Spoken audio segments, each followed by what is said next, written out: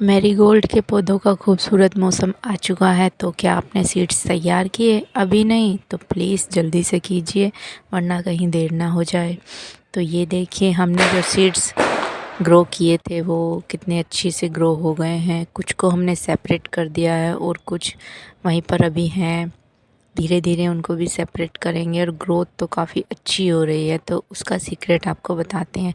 एक बार हमने इनको पिंच कर दिया है, वरना पौधे ना उस तरह से फैलते नहीं हैं जिस तरह से हम चाहते हैं। तो अब ये सेकंड टाइम मैं कर रही हूँ। एक में से 2-3 ब्रांच निकल चुकी हैं। जब पहले एक थी तो मैंने टिप को तोड़ दिया था, अब 2-3 ब्रांच निकली। अब मैं एक बार इनको भी तोड़ दूँगी, उसके बाद आएंगी कलियाँ प्यारी प्यारी सी। बस हमें 2 बार ये काम ज़रूर करना है और इसको करने में बिल्कुल भी हिचकिचाना नहीं है। और क्योंकि मैरीगोल्ड जब हम लगाते हैं सीड्स तो वो एक साथ इतने सारे उग जाते हैं कि फिर हमें ना यहाँ वहाँ जहाँ तहाँ इनको लगाना ही होता है। बिल्कुल भी फेंकने का मन नहीं होता। जब प्लांट की ग्रोथ बहुत अच्छी होती है तो लगा लेते हैं। और मैंने भी इसको तरह तरह के पॉट्स में और इधर उधर लगा दिया है। तो ये देखिए, मैंने एक नई कोशिश की है। ये बकेट टाइप बाल्टी सी मेरे पास बकेट रखी हुई थी, नेट वाली, ये थोड़ी है। तो इसमें मैंने अंदर पॉलीथीन लगाकर इसमें भी पौधे लगा दिए हैं। कुछ मैंने बाहर की साइड से लगाए हैं जो ऊपर की साइड को बढ़ रहे हैं। तो इनके से भी साथ मैं क्या करूँगी कि टिप इनके ऊपर से तोड़ दूँगी ताकि ये भी अच्छे से ग्रो करें। तो आपको ये आइडिया कैसा लगा प्लीज़ कमेंट करके ज़रूर बताना। और इस पर ना जब फूल खिलेंगे तो ये काफ़ी सुंदर लगता है। एक ना टोपियारी टाइप हो जाएगा ये मैरीगोल्ड का टावर टाइप। बहुत बड़ा टावर मैंने नहीं बनाया क्योंकि बाल्टी थोड़ी छोटी ही है। तो इस पहली बार ट्राई किया है तो इस बार थोड़ा छोटा ही बनाया। तो ऐसे करते करते मैंने धीरे धीरे ना सभी पौधों की टिप तोड़ दी है। क्योंकि ये सभी अधिकतर एक साथ ही लगाए हुए हैं तो एक साथ ही इनकी ग्रोथ हो रही है, तो एक साथ ही मुझे इनको तोड़ना पड़ रहा है। मैंने जब इनकी तोड़ी थी तो ये एक थी, एक में से 2 या 3 निकली। और अब ये जब मैं इनमें से तोड़ूंगी तो पौधा ज़्यादा लंबा ना होके ना चौड़ाई में फैलेगा।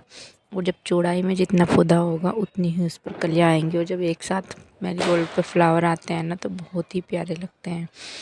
तो टिप तोड़ने से का कारण क्या होता है? टिप तोड़ने का कारण यही होता है मेन के पौधा आपका लंबाई में ना बढ़ के चौड़ाई में बढ़ता है। तो टिप तो आपको तोड़नी ही पड़ेगी ज़रूर। अगर आप टिप नहीं तोड़ोगे तो पौधा सीधा सीधा बढ़ेगा और उस पर एक बार में 1 या 2 कलियाँ ही आएंगी। कुछ पौधे देखो ऐसे भी रह जाते हैं जिनकी ग्रोथ काफ़ी स्लो चल रही हो। तो ये हमारे ऐसे ही पौधे हैं, सबके साथ लगाए थी लेकिन ग्रोथ काफ़ी कम है इन दोनों की, सिर्फ इन दोनों की। तो अब बात करते हैं पौधों को खाद। तो ये मैंने उपले भिगो कर रखे हैं। मैरीगोल्ड हो या कोई भी सीड्स आपने फ्लावर वाली अभी लगाए हैं, पौधे तैयार कर लिए हैं, तो उसमें उपले की खाद आप जैविक खाद हम देंगे। उपले आपको भिगो कर रख देने हैं 2-3 दिन, उसके बाद पानी छान कर दे दीजिए।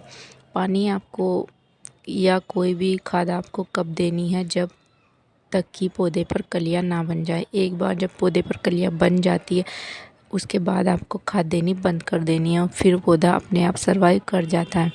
तो फूल ना खिले ऐसा हो नहीं सकता। एक खाद बहुत अच्छा काम करेगी और आपके पौधे पर 100% फूल आएंगे। दूसरा मैरीगोल्ड के लिए उपले से भी अच्छी खाद जो होती है वो है, ये देखिए, नीम खली।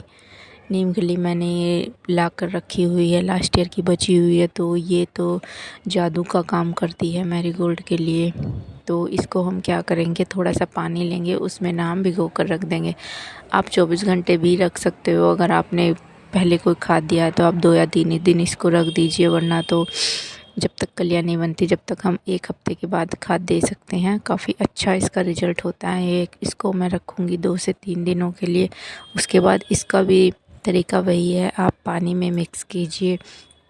कम से कम इसको ना मैं 2 बाल्टी पानी में मिक्स करूँगी। और सभी अपने जो भी मेरे ऐसे पौधे हैं छाया वाली जगह पर ज़रूर रखना है। जो भी ऐसे पौधे हैं जिनको ग्रोथ की ज़रूरत है या फिर ग्रोथ बूस्टर का भी ये काम करेगा, कलियां बनाने में भी हेल्प करेगा। और अगर सब्जी वाले पौधे हैं तो उनमें भी आप दे सकते हो। तो ये 2 खाद ऐसी हैं मैरीगोल्ड के लिए, आपको कुछ नहीं करना है। सिर्फ आपको ये 2 खाद अगर आप दोगे 15-15 दिन के टाइम पे या 1 हफ्ते के टाइम पे तो ये सर्दी से भी बचाएंगी। सर्दी में मैरीगोल्ड मरेगा भी नहीं और फ्लावरिंग काफ़ी अच्छी होगी। तो अगर अभी तक आपने सीड्स नहीं तैयार किए हैं तो प्लीज़ जल्दी से जाइए। और अभी भी टाइम है, अक्टूबर का लास्ट चल रहा है। वैसे थोड़े लास्ट लेट ग्रो होंगे लेकिन फिर भी मैरीगोल्ड के सीड्स तैयार हो जाएंगे। और फूल भी आपको, जब आपके गार्डन में आप प्यारे प्यारे फूल देखते हो तो काफ़ी अच्छा लगता है। वीडियो कैसी लगी आपको, हमारे टिप्स कैसे लगे, प्लीज़ कमेंट करके ज़रूर बताना। चैनल को सपोर्ट करना, लाइक शेयर सब्सक्राइब करना और प्यारे प्यारे फूलों को देखकर आनंद लीजिए। ये मैरीगोल्ड का पौधा जो आप देख रहे हो, ये मैंने ना गर्मियों में लगाए थे, तो गर्मियों में तो इस पर फूल नहीं आए, लेकिन अब ये सिंगल पौधा बचा था, इस पर भर भर के अब कलियाँ आ रही हैं। आपको लग रहा होगा कि फूल का साइज़ तो काफ़ी कम है, लेकिन ये पौधा ही ऐसा है कि इसके फूल का साइज़ इतना ही होता है। बाय बाय दोस्तों।